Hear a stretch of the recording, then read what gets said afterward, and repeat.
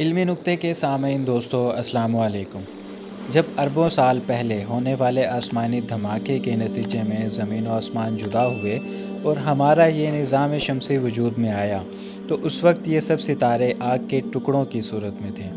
جو اس نظام کے وجود میں آ جانے کے بعد طویل عرصے تک اپنے اپنے مدار کے گرد گردش کرنے کے بعد جب آہستہ آہستہ ٹھنڈے ہوئے تو انہیں میں سے ایک ستارے یہ ہمارے زمین پر زندگی کے لیے مناسب ماحول بھی پیدا ہو گیا۔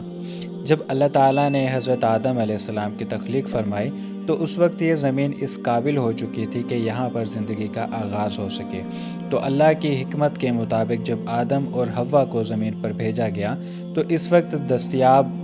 معلومات کے مطابق دونوں کو علیحدہ علیحدہ جگہ میں اتارا گیا۔ آج کی اس پوسٹ میں ہم اس مقام سے متعلق آگاہ کریں گے جہاں پر زمین میں پہلی بار حضرت آدم علیہ السلام کے قدموں کو چوما اور اس کے بعد آپ نے اپنی بقیہ زندگی اس زمین پر گزار دی۔ لیکن یاد رہے کہ اس کے بارے میں اگرچہ مسلمانوں کے درمیان کوئی باوزن اختلاف موجود نہیں، لیکن اس کے لیے قرآن یا حدیث ہماری محدود تحقیق کوئی حوالہ تلاش نہیں کر سکی، جبکہ یہ بات بھی قابل توجہ ہے کہ دنیا کے مختلف مذاہب کے ماننے والے قدموں کے اس نشان کو اپنے مذہبی رہنما سے منسوب کرتے ہیں، جس کی تفصیل ہم آگے چل کر آپ سے سامنے رکھیں گے۔ حضرت آدم، جس کو انگریزی میں ایڈم پیک بھی کہا جاتا ہے، سری لنکا میں واقع ہے۔ یہ ایک بلند پہاڑ ہے جہاں ایک بہت بڑا انسانی قدم کا نشان ایک پتھر پر سرد ہے جس کی طوالت تقریباً 5 فٹ یا اس سے بھی کچھ زیادہ ہے، اور ظاہر ہے اس قدم کی طوالت کو دیکھتے ہوئے یہ اندازہ لگایا ہے کہ یہ جس شخص کا بھی ہے ان کا قد 8 فٹ کے قریب ہوگا۔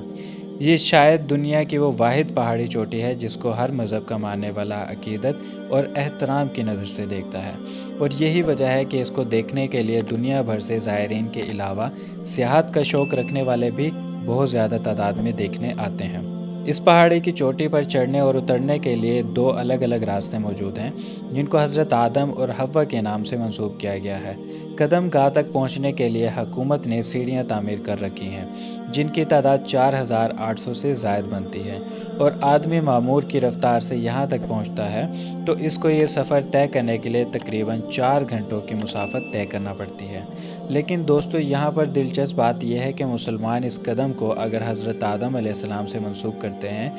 تو عیسائی اس کو حضرت عیسیٰ علیہ السلام کے ایک حواری کا قدم جانتے ہیں، جبکہ بدھ مذہب کے پیروکار اس قدم کو مہاتما بدھ سے منسوب کرتے ہیں۔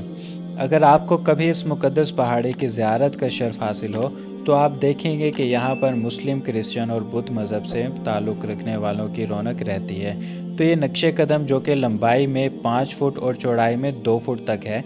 اس کی زیارت کے لیے لوگ بھلا مذہب و ملت جاتے ہیں اور اپنی عقیدتوں کے پھول نشاور کرتے ہیں۔ یہ پہاڑی چوٹی جو کہ 7300 فٹ تک بلند ہے، اس کو سر کرنے کے لیے عام طور پر رات کے وقت کا انتخاب کرتے ہیں، کیونکہ اس بلندی سے طلوع آفتاب کا منظر انتہائی دلکش ہوتا ہے جو اس وادی اور اس میں موجود چشموں پر اپنے خوبصورت رنگ بکھیرتا ہے۔ اس پہاڑی چوٹی کے راستوں میں 2 غاریں اور ایک چشمہ بھی موجود ہے، جن میں سے ایک غار کو سکندر اعظم اور دوسرے غار کو چشمے کو حضرت خضر علیہ السلام کی ذات سے منسوب کیا گیا ہے، جس سے مزید اونچائی پر یہ قدم گاہ موجود ہے۔ یہ مقدس ایک بڑے اور کالے رنگ کے پتھر پر موجود ہے اور اس کو ایک خوبصورت کیس میں محفوظ کیا گیا ہے۔